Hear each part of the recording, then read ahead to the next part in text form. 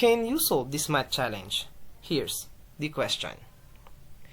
Solve for the value of x that satisfies this equation, square root of 3x plus square root of negative 5x equals 4. Now you can pause this video if you want to give this problem a try.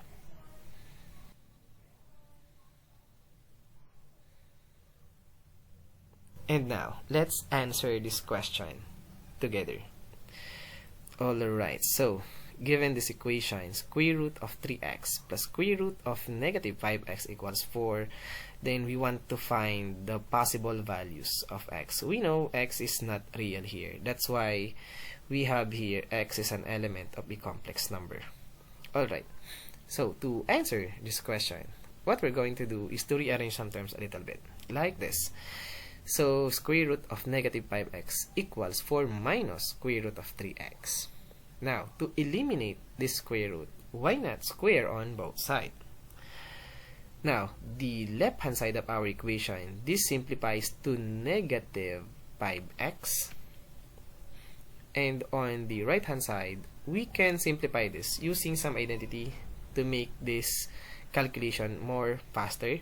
So, if we have a minus b raised to the power of 2, this can be expanded as a squared minus 2ab plus b squared.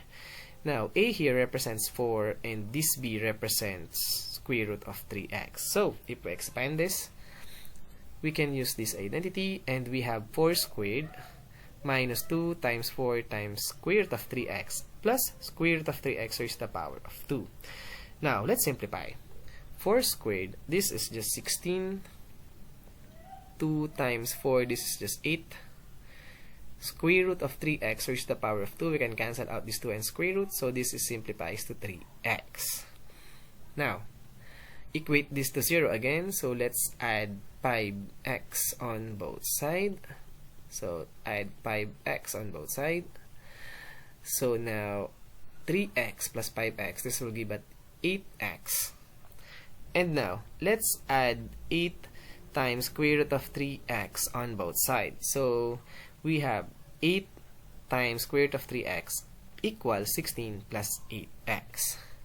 Now, take note that 16 is just 8 multiplied by 2. So, if we divide all of this term by 8, we cancel out all of the 8's, and this will give us an equation of square root of 3x equals 2 plus x. Now, to eliminate again the square root, so again, let's square on both sides. The left-hand side of our equation, this is just 3x. And on the right-hand side of our equation, we can use again this identity. If we have a plus b raised to the power of 2, this simplifies to a squared plus 2ab plus b squared. Again, this a represents 2 and this b represents x. So, the right hand side must be equal to 4 or 2 squared plus 4x or 2 times 2 times x plus x squared. Alright. Now, let's simplify. Let's rearrange some terms a little bit first. And then, let's subtract 3x on both sides. So, this becomes 0 on the left side, and 4x minus 3x, this will become x. So we have now a quadratic equation, 0 equals x squared plus x plus 4. Now let's focus on this equation. Now we know x is not a real number. And also, this equation is not factorable. So let's use the quadratic formula. We have negative b plus or minus square root of b squared minus 4ac all over 2a. Now, this a represents the coefficient of x squared, which is positive 1. This b represents the coefficient of x, which is again positive 1. And the c is the constant term, which is 4. Now, let's replace all of this a with 1. And all of this b with again 1, and the c with 4. Now let's simplify. 1 squared is 1 and 4 times 4 is 16. Now 1 minus 16 is negative 15.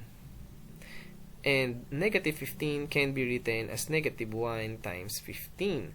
And we know square root of negative 1 must be equal to I. So, square root of negative 15 can be written as I multiplied by square root of 15. And that is the value of x.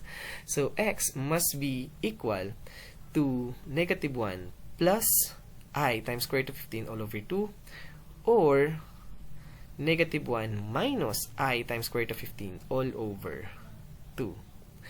Therefore, our answer to this question, what are the values of x that satisfies this equation? And our answer is negative 1 plus or minus I times square root of 15 all over 2. And as always, we are done.